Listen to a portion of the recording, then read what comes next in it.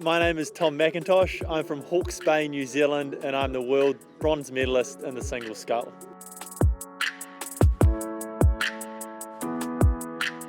So I started rowing at the Hawke's Bay Rowing Club on the Clyde River there. The Hawke's Bay has a very proud history of rowers, and my dad had a lot of involvement in the sport, and I always enjoyed hearing his stories about the camaraderie and the Māori Cup, which is our national secondary schools title. He was a proud winner of that event, and so I thought, why not give it a go? My most memorable result would probably be the Tokyo gold medal in the men's 8. It's quite hard to beat that, I think.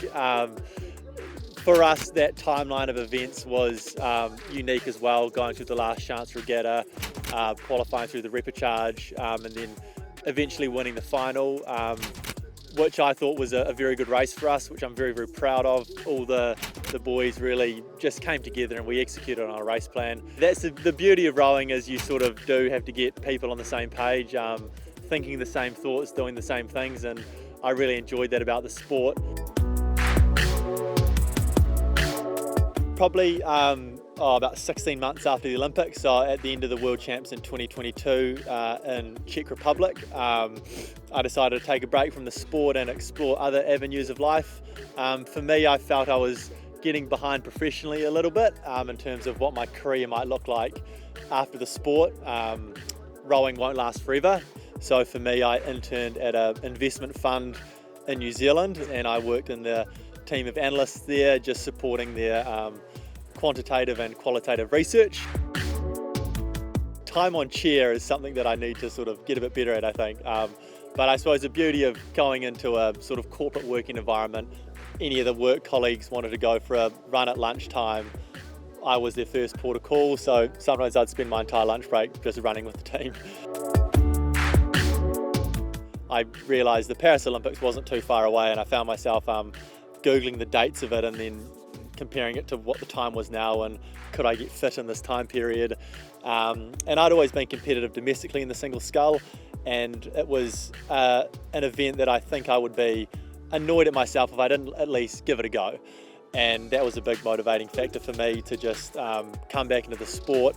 And also, I wasn't fit enough to be competitive at an elite level when I decided to make a comeback, and it was almost a bit easier doing the single because I wasn't impacting other people's training program. I really enjoy working with a team, and I get a lot of fulfillment and energy from working with people, getting the most out of people, bringing a group together. I really enjoy doing that. Love my time in the men's 8 with those lads, so I do miss that a lot. But I suppose the benefits of the single scull is it's just you, the onus is on you. When you have good days, it's great, and when you have bad days, you just sort of have to accept that and move on. In terms of my personality type, look, it probably doesn't really suit my personality type, but maybe that's why it's just kind of a unique and fun thing to do for me. The main technical challenges was your application of power. So the 8, it's big, it's brash, it's bold, you just row very long and swing on the oar as hard as you can. I found if I applied that same mantra to the single, I'd be missing water and I'd be rowing all over the place, and I'd be finishing like this, and then I'd be hitting buoys and flipping, like it just didn't really work. So it's a bit more dainty, I'm figuring out. You have to be a bit more precise with the way you apply your power.